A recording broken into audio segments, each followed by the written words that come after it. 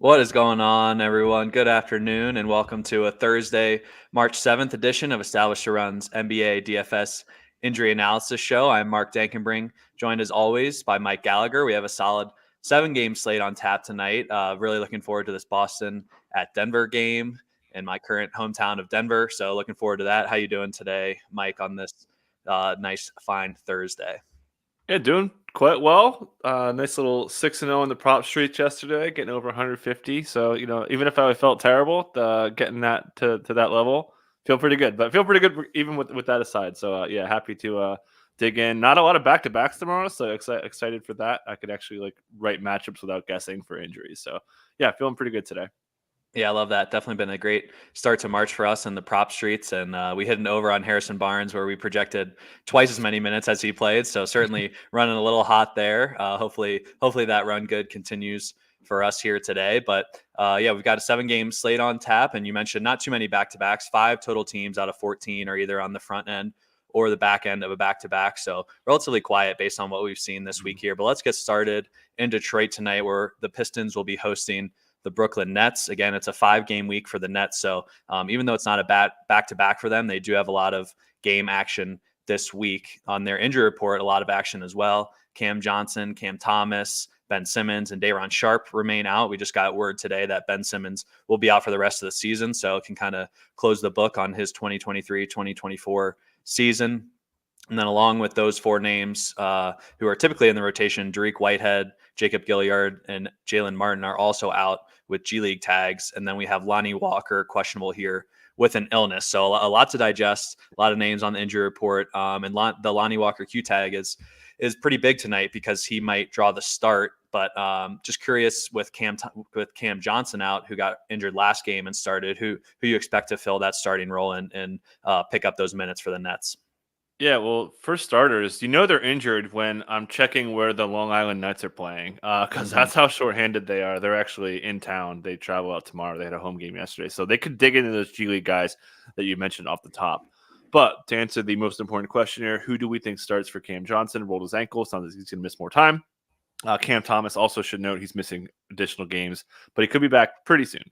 So I think there's 2 candidates that are going to start here: Lonnie Walker and Jalen Wilson. Lonnie's dinged up. Lonnie rolled his ankle a couple of games ago, was iced up. Kevin Ollie said he has to take his vitamins, so he's not 100%. Do they bring him off the bench to kind of cut his mids down a little bit? I think that's on the table. Still kind of lean that they start that way. I'm not confident, but I'm pretty sure it's one of those 2 guys, and I would not be surprised at all if they do start Jalen Wilson, who's been playing pretty well. He's been rebounding a ton, kind of out of nowhere, especially on the O glass.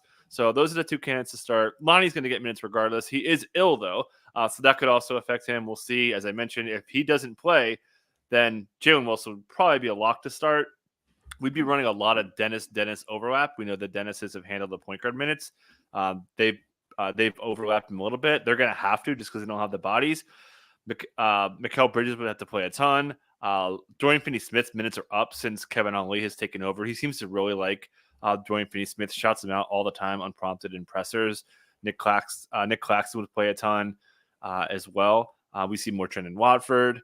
Keita Bates-Diop would get in the mix. And then also Noah Clowney, who they called up last game. He would be probably a decent bet to be the next man in, and they would run Watford as more of a 4, even run Dorian maybe as a 3, just because they don't have the bodies there to fill the wing minutes.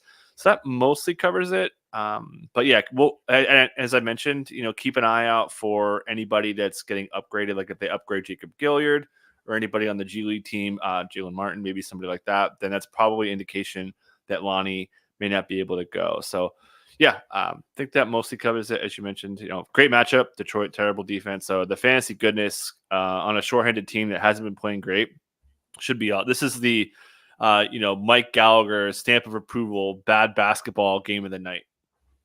Yeah, definitely. And we typically see these Detroit games have high spreads, but this spread currently only 2.5 in this Brooklyn Detroit game. So potentially some fantasy goodness, especially if Lonnie Walker is ruled out. Then we could see really condensed minutes here for the Nets. Just with how thin they are, we haven't really seen the situation much this year. The only start that Jalen Wilson has all season. Lonnie Walker was out for that game. So don't really have a great comparison of these two kind of vying for the starting spot. So we'll see how it goes. I agree with you. I think just kind of with the illness for Lonnie and him being banged up of late, maybe they choose to bring him off the bench just to keep those minutes kind of in the mid to upper 20s rather than, 30 plus potentially if he did start. But certainly some news to monitor there. And like the note that if they activate some of those G League guys who are all currently listed out, that could mean, give us a little tip off of what Lonnie's status could be ahead of time. Okay, let's move over. Noah Connie was questionable. That was a BSQ tag. He had a big old brace on his wrist. So, yeah, we were just waiting for him to get rolled out, just to add that really quick. Cool. On the Pistons side, relatively quiet compared to Brooklyn. Just Quentin Grimes listed out here for their typical rotation players. He's listed out with that right knee injury management. And on Tuesday, he was initially listed doubtful. So somewhat of a downgrade here for Quentin Grimes just to be listed outright on the, this early 1:30 injury report. So they also are without Jared Rhoden, Tosan Ewoma, and Buddy Boeheim, who are all out with G League. I think kind of the note here for me is that the Pistons cut down to a 9-man rotation last game and did not play Troy Brown Jr. or Malachi Flynn. Do you think that could continue? We typically see Monty play 10-man rotations this season. Any thoughts there on this Pistons rotation? No, I think that's really it. Maybe we see a little bit more staggering of Jaden Ivey and Cade Cunningham, seeing a lot of minutes at Isaiah Stewart. They needed it for the size. He was guarding Jimmy Butler in the last game. Wasn't too bad, I would say. And then Asar is playing a ton. So yeah, trimming off that 10th man. And you mentioned 10-man. He plays 12 a lot. So going 9 was really nice in a game environment that could be pretty good. Like I said, this game is no one's going to want to watch it for the people who don't live NBA. Like hopefully the people who are watching this show do.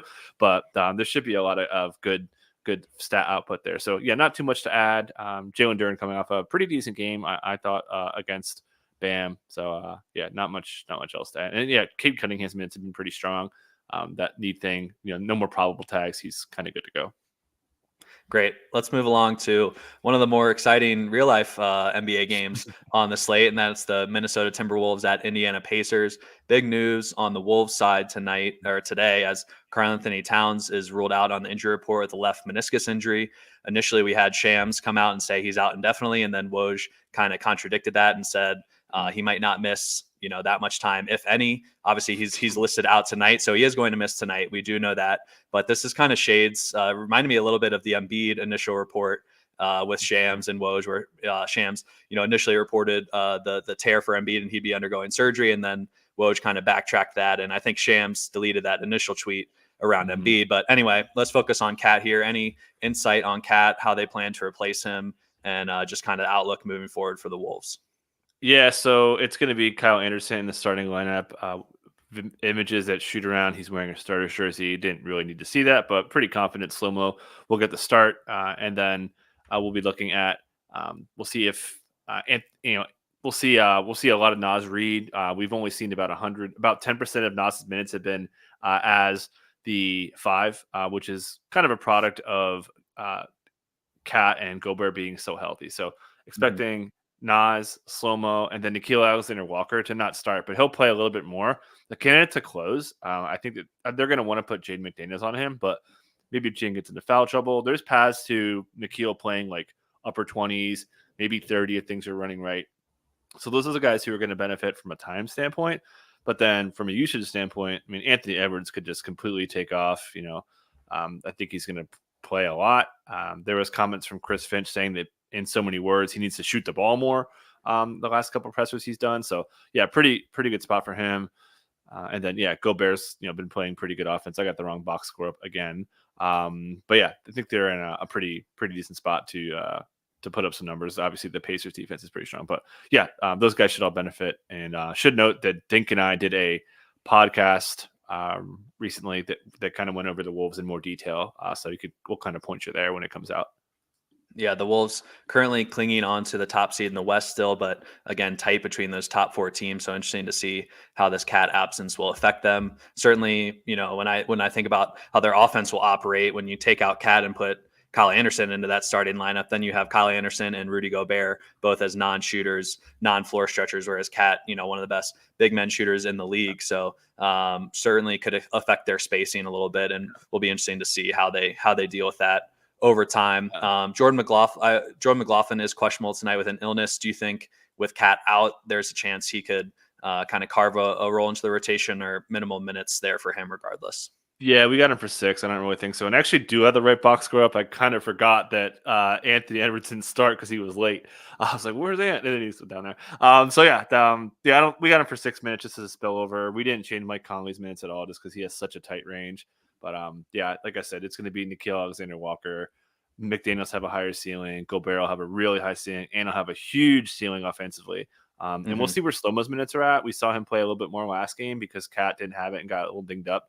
So, we'll see. But I don't think they're going to run Slow-Mo up too much coming off a hamstring. I think they're still going to kind of keep him in like below 30s if things are even running good for him. Sounds good. Let's look over to the Pacers side, where there are a couple rotation players out tonight. Benedict Mathurin and Doug McDermott are listed out. We have a few of the G League questionable tags here per usual for the Indy side, but probably not too impactful tonight based on who is listed questionable there. Jarris Walker is not on the injury report, so he would be available to play tonight if they do choose to go that route. But without Benedict Mathurin and Doug McDermott, who do you think are the biggest beneficiaries here for the Pacers minutes-wise?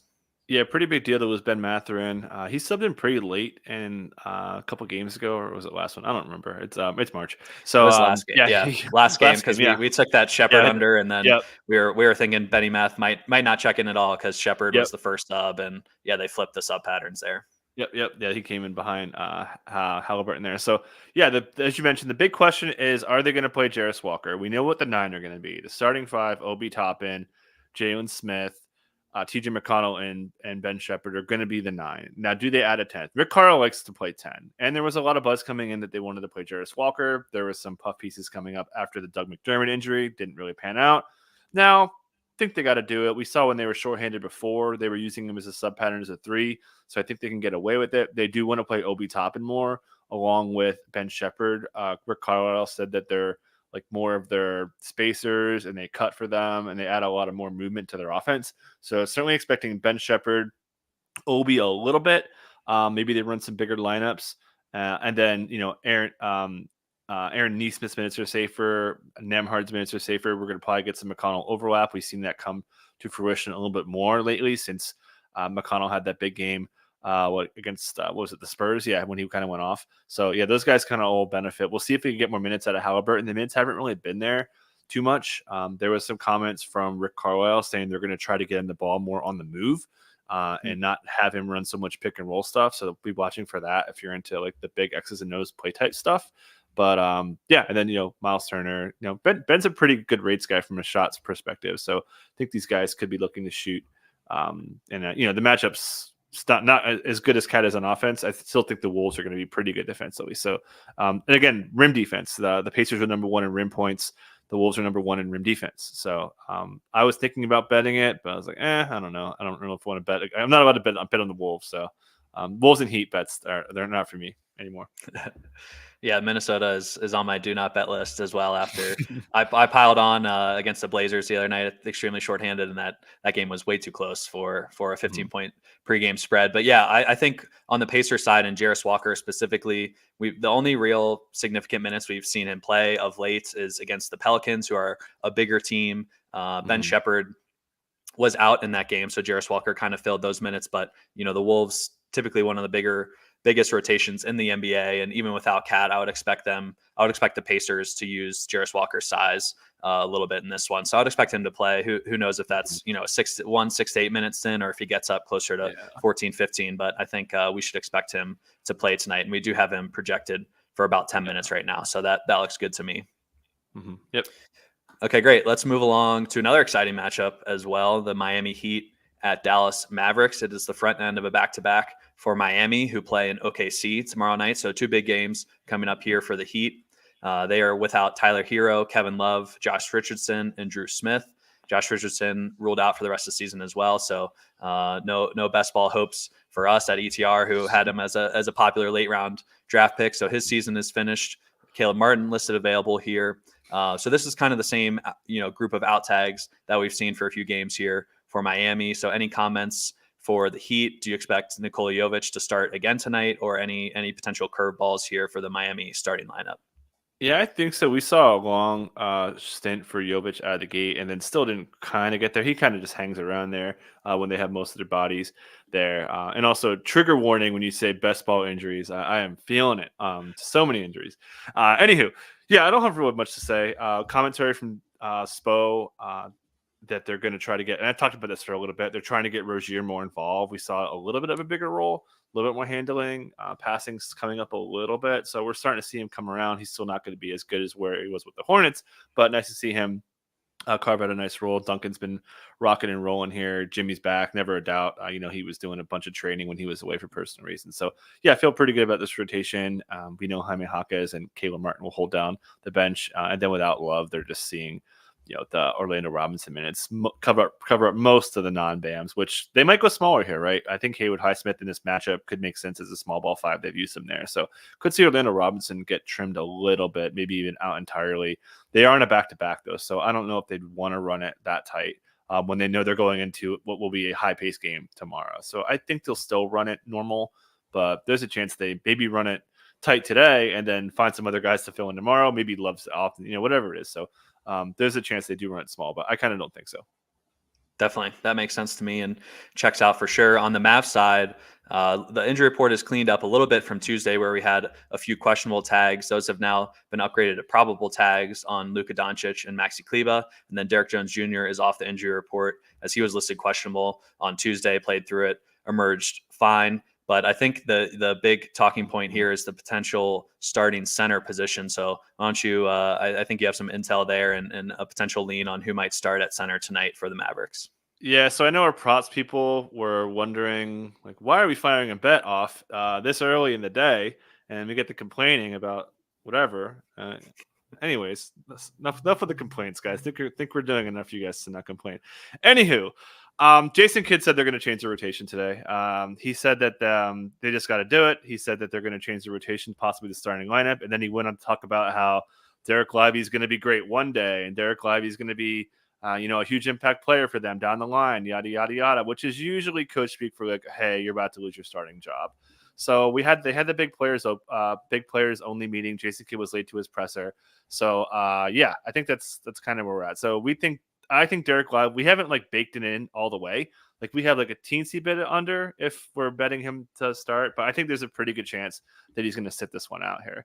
Not sit, but get moved to the bench. Maxi Kleber, who has as many clutch minutes as Luka does in the last couple games. In the last 15 games, he has all their clutch minutes that Luka does. So I think Kleber's a candidate to start. Gafford played really well last game. He's a candidate to start. It just feels like either if Lively could still start, but I think the minutes floor could really, really drop off. So that's kind of the reason why we took him in there. There could be other players. Maybe they pull out Josh Green. Maybe they bring Derek Jones Jr. back.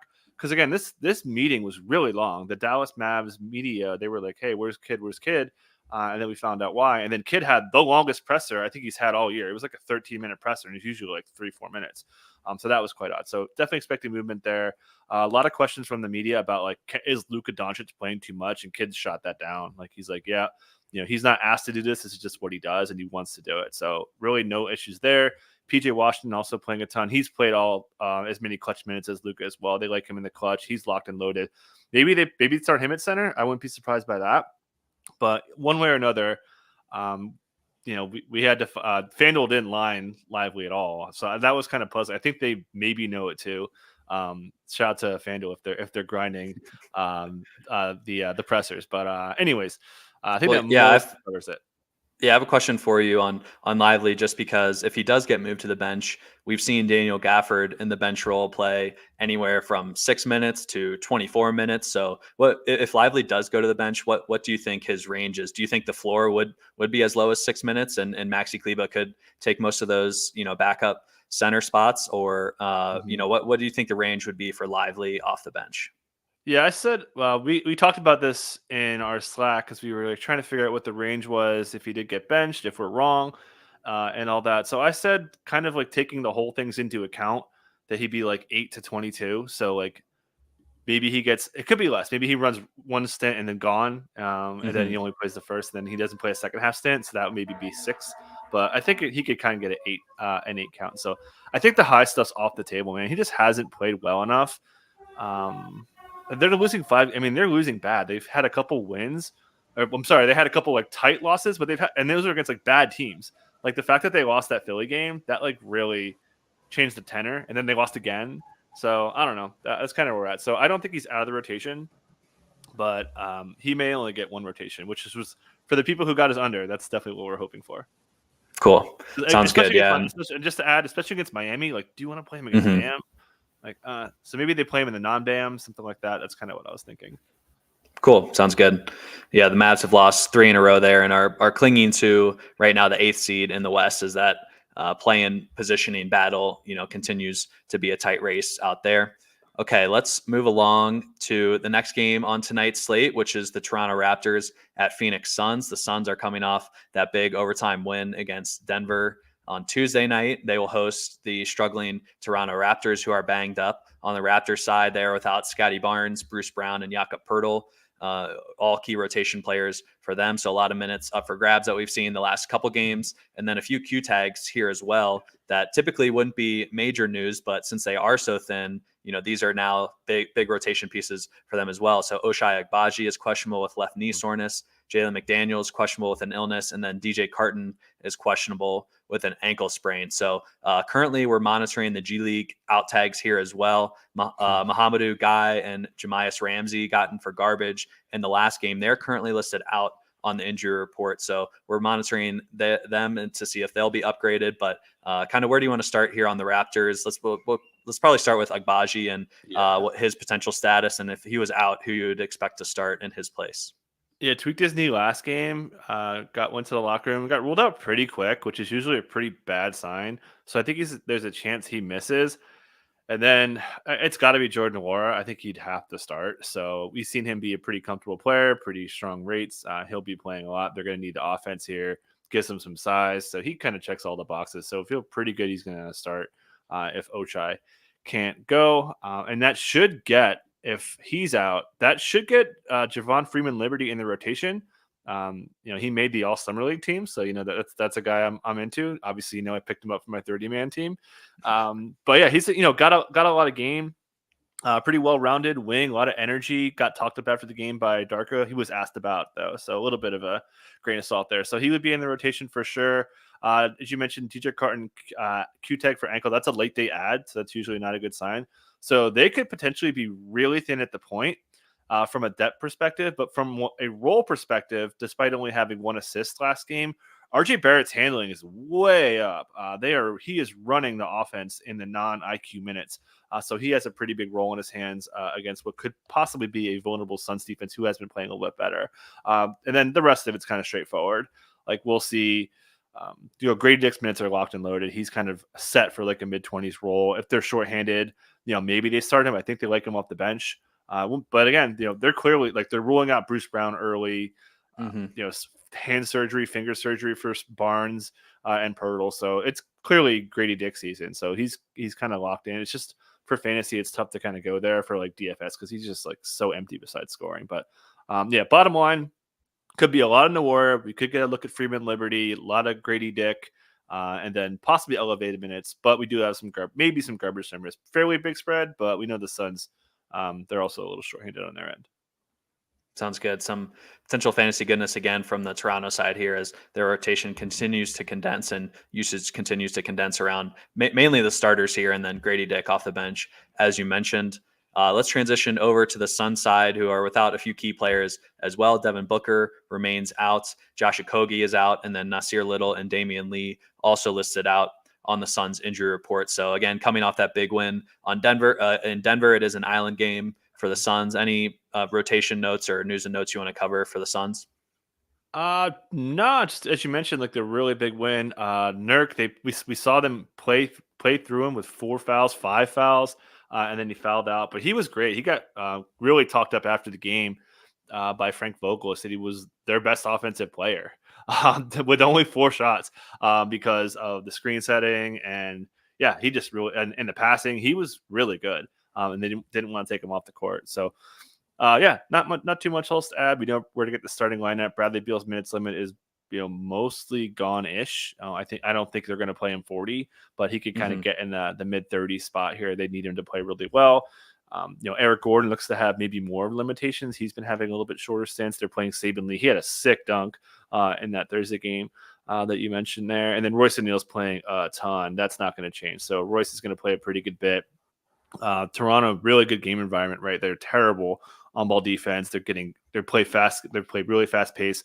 A lot of transition on both ends there with what should be worse rim defense. So yeah, as you mentioned, a lot of fantasy goodness. And man, gotta shout out Grayson Allen, man. It's kind of funny. So we saw the Tuesday games, right? The TNT games. It's such a star, it's a league of stars. You only win games if your stars are playing well. Go talk to Dean Wade and Grayson Allen for two big upsets against two of the best teams out there. So shout out to the role players out there. I'm sure they're listening.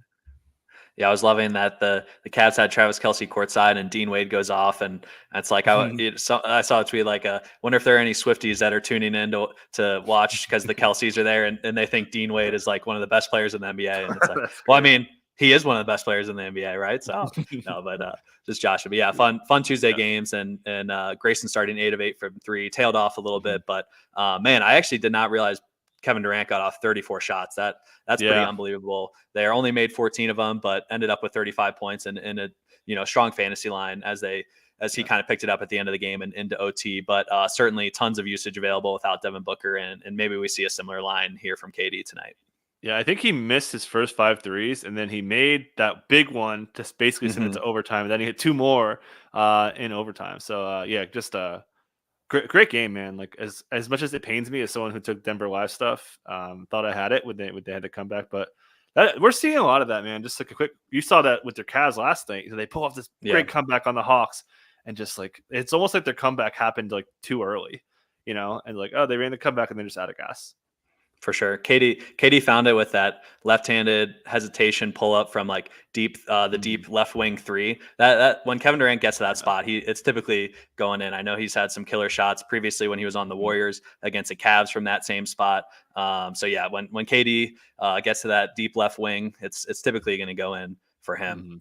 All right, let's move along to the marquee game of the night, and that is the Boston Celtics at Denver Nuggets. Again, it is in Denver, spoiled the Celtics' big home win streak to start the season. I believe the Celtics were 18-0 or potentially 19-0 before the Celtics came in there and gave them their first home loss. So some potential revenge on deck here for Boston, and also a potential finals preview. If both of these teams stay healthy, it seems like they are on a collision course for the finals. So hopefully we get a full complement of stars here on both sides. Pretty much the only one at risk of missing is Jaylen Brown for the Celtics. He is questionable with this pelvic strain. He did play on Tuesday against the Cavs and seemed relatively unbothered by the injury, got up to 37 minutes, as you can see on the screen. So any insight here on Jaylen Brown and his availability for tonight?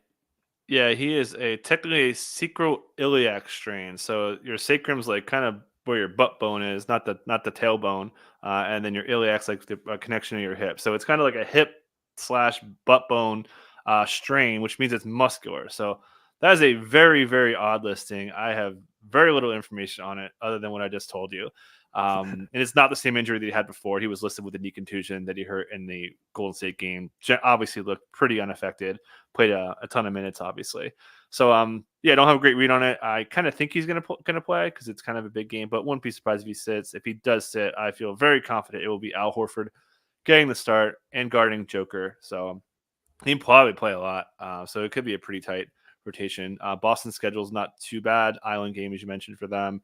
They could run it pretty tight here as they try to bounce back from a tough loss.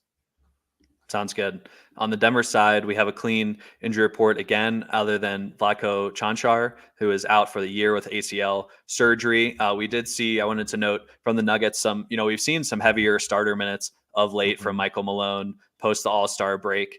Last game on Tuesday, Joker played the full first and third quarter, got up to 39 regulation minutes. Michael Porter Jr. played 35 regulation minutes, Jamal 37, Aaron Gordon 29, and then KCP 33. So pretty tight rotation here, pretty much 8.5 men with, Zeke Naji just getting the non-Joker minutes here. So any other notes you want to cover for the Nuggets as they try to bounce back from Tuesday's tough loss? Yeah, no, I just expect them to kind of come on aggressive. I always love the Joker's stats after losses, so definitely expecting a pretty strong. Bad matchup though. The Celtics are so good with their interior defense; they are just vulnerable to like really pull up 3-point shooting there. So, yeah, Michael Porter Jr. is playing great. Peyton Watson was pretty good. Actually, one interesting note that struck me was Michael Malone, in so many words, basically said he doesn't want Peyton Watson shooting threes. He wants him to like drive those and like get free throws, draw some fouls. So probably not. Juice probably isn't worth the squeeze to bet Peyton under threes, but that was just something that was going through my head when I was listening to Malone. Yeah, 0-5 in that last game, and I think 4 or 5 of those at least were wide open looks. So and open. during a stretch where the Nuggets were clawing back, and like you, I also had the Nuggets live, so those are frustrating misses from Peyton. But played a good game, and I also went to the Avs game last night here in Denver, and they put up Peyton Watson on the big screen. He attended his first NHL game last night, so saw him there, and Christian Brown was also in attendance at the Avs game last night. So little Denver background there, but. All right, let's move along to second to last game on the slate, which is a team matchup of both teams on the back end of a back-to-back, and that's the Chicago Bulls at Golden State Warriors. As of the 1:30 injury report, they had not filed anything. So the 2:30 just released. I can pull that up and see if anything has been added for them, but should be relatively straightforward on the Warriors side, at least. They did not have anyone on the injury report last night. We saw an 11-man rotation for the Warriors. Andrew Wiggins returned and started, played just about 15 regulation minutes, 9.5 first half minutes. And I mentioned, the Warriors went 11 deep here. So kind of a lot of guys getting minutes here. But on the Bulls side, some potential injury information as Torrey Craig was out last night, but was doubtful on the initial injury report. And I believe there was some potential optimism that he could return tonight from a right knee sprain. Any insight on Torrey Craig's potential availability tonight? Yeah, optimism he's going to return today, so we'll take him at their word. Probably going to get the Q tag. I would expect the minutes limit on him here. Different injury from when he had it earlier, so maybe not as big. There was a really big ramp up on him last time from plantar fascia. So yeah, should be in. Gonna definitely get called game time, I would say. So he would come in there. That would cut down Julian Phillips. But team's minutes who've been up, he would probably get cut down a little bit. We'll see if Dalen Terry can come back. He went back to Phoenix for a personal reason. Would assume he's probably not coming, given how he doesn't really play anyways. So I would expect him to be out. But getting Torrey Craig would be a pretty big deal. We'll see if they cut Javon Carter's minutes down to maybe stagger Ayo Dosunmu, who's been playing great lately, and then. Got to note, my guy Kobe White's back, baby. 2 really, really strong games. Does help a little bit when you play the Kings, who had the worst defensive rating over the last month, and the Jazz, who are like the best matchup for guards. So, but yeah, always nice to see Kobe White get it going. Probably a little too late for me with all my injuries on my best ball teams. And yeah, got to shout out to Mar, man. Just so good. Just he got a lot of double teams, made a lot of great passes. I love the shiny new toys in the NBA, but sometimes just watching DeMar DeRozan do his thing and get to his spots is a real treat. Definitely. With these heavy starter minutes for the Bulls, if Torrey Craig does return tonight, do you expect him to just basically take more of the bench minutes from Batum and Phillips, kind of like you mentioned, are all the starters pretty much safe in their big minute roles? Good question. The only guy I would have a little bit of pause on, which we actually have to watch for, will be Alex Caruso. He's been getting listed Q with the hamstring. Hamstrings are generally a thing they want to manage, especially given Caruso's injury history, especially when they like downplayed it at first. Like Billy Donovan said that, he could have put him back, but it was his call to pull him out of the game. So probably going to get a Q on Caruso, maybe out. We'll see there. So that would, if they didn't have him, I don't think they would start Craig, but they can't start Drummond, right? You can't go double big. So I don't know. I still think he's going to play. Maybe they just start Craig and just like, okay, we'll get your minutes in there with the starters. So that would kind of be where I'm at. I don't think they could start Drummond, though. Yeah, I would agree. Not necessarily in this matchup with them going Dre at the 5. I mean, they could potentially flip it and just say we're going to try and dominate the glass and win the rebounding battle. Maybe they do that if Caruso is out, and maybe even if Caruso and Craig are out. But and then you mentioned Dalen Terry was out last game with personal reasons. We'll see if he gets listed tonight. But neither the Bulls or Warriors have filed on the 230 either after looking up. So it's flying a little bit blind at the moment. Let's transition to the Golden State side. Really quick with Terry. Just he got added real late yesterday to get downgraded. So something happened probably yesterday. So I can't imagine he's gonna be back in 24 hours. Sounds good. On the Warriors side, as I mentioned, no real injury information to discuss. I don't think. Wiggins did make his return, so maybe on a back-to-back, they could potentially sit him if they wanted to ease him in. But again, only 14 minutes for him last night. We saw Trace Jackson Davis and Moses Moody were still in the rotation, while Dario Saric and Lester Quijones were the odd men out yesterday. Do you kind of expect that to stay the same, or any further hints from Steve Kerr on how he might manage this deep rotation? Yes and no. Yes on Trace Jackson Davis. They are going to ramp him up, according to Steve Kerr. He came in and he was incredible. 2 blocks on Giannis in the same possession. Shout out to Trace Jackson Davis for helping us win a Giannis under, one of our hardest unders to win. He's in there. He's going to play some, if not all, of the backup center minutes. After the game, Steve Kerr said they are still going to use Kevon Looney in the playoffs, which means after a 6-minute stint in the first half, he could be looking at 0 minutes. I don't think we're going to project him, but there's a chance Looney gets a 0 here. I think they need his size. So he's, again, not projecting him out, but there's going to be games, I think, where Looney's like barely playing and possibly zeros. And then, other than that, the rest, like Dario's gone. And Moody was good yesterday, man. Like, he had some really good defensive possessions on Dame. He's had some really good games. He guarded Emmanuel quickly earlier last week. He's been great. So he's earned minutes. So we know the starters.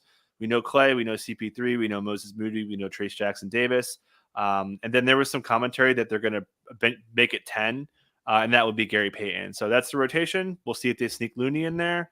But Looney right now is like quite clearly the 11th man in the rotation with those other guys I had mentioned for their 10. Cool. That sounds good to me. And as long as Moses Moody continues to play well, he's going to stick in the rotation. Kerr rewarded him for his, strong spot starts with keeping him in the rotation once Wiggins returns. So fully expect him to remain in there. And I think, the Looney thing, probably more matchup dependent. And again, we kind of hit on the size of the Bulls on the other side tonight. He'll probably squeak in there for a few minutes, maybe for rebounding against Drummond. But otherwise, it will be interesting to watch him moving forward in some smaller matchups if he gets cut out completely. Okay, let's move to the final game on the slate, the San Antonio Spurs at Sacramento Kings. Back end of a back-to-back for the Kings. The Spurs, it's an island game, but they are without their rookie sensation, Victor Wembanyama, who is listed out with a right ankle sprain. Tuesday, he was questionable with left shoulder soreness, so this ankle sprain occurred in that Tuesday matchup against the Rockets, which was a tough loss for the Spurs. We won an under on Wembanyama, which was a nice hit for us as well.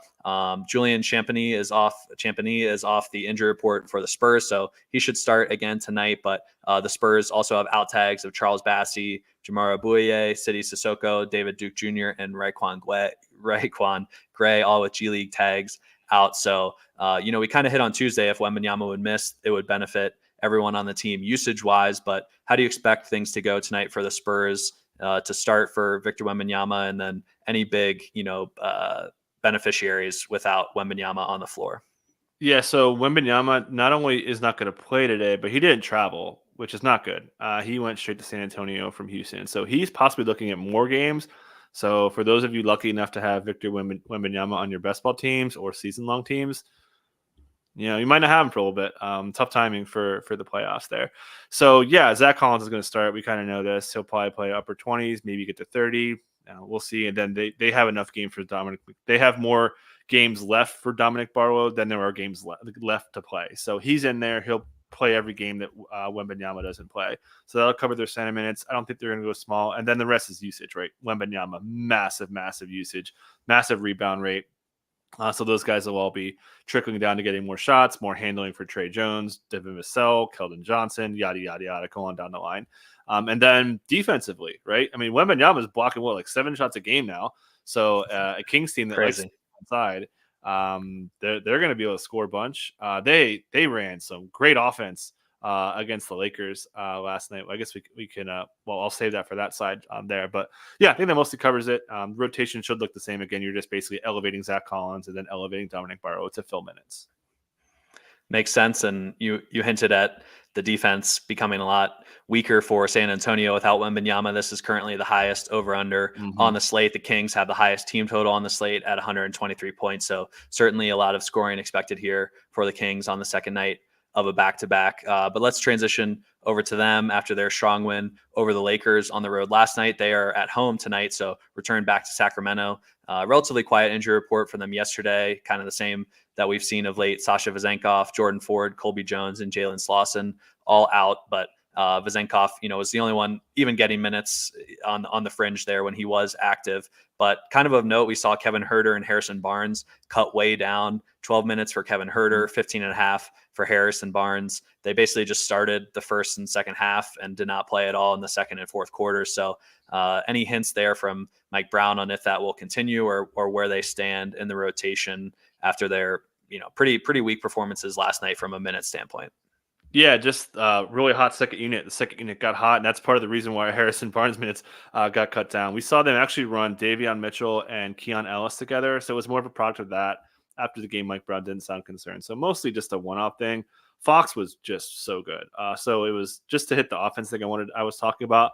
They ran a lot of Sabonis Fox DHOs, which they don't do too much of. And they ran, like, in their second unit, they split action them to death. So, like, just for the non-X's and O's people, like, it's when a guy passes one way, screens the other guy, and the other guy coming off the screen comes in and gets a shot. It's usually a three. They ran that play, like, so many times when their offense was running hot, and the Lakers just had no answer for it.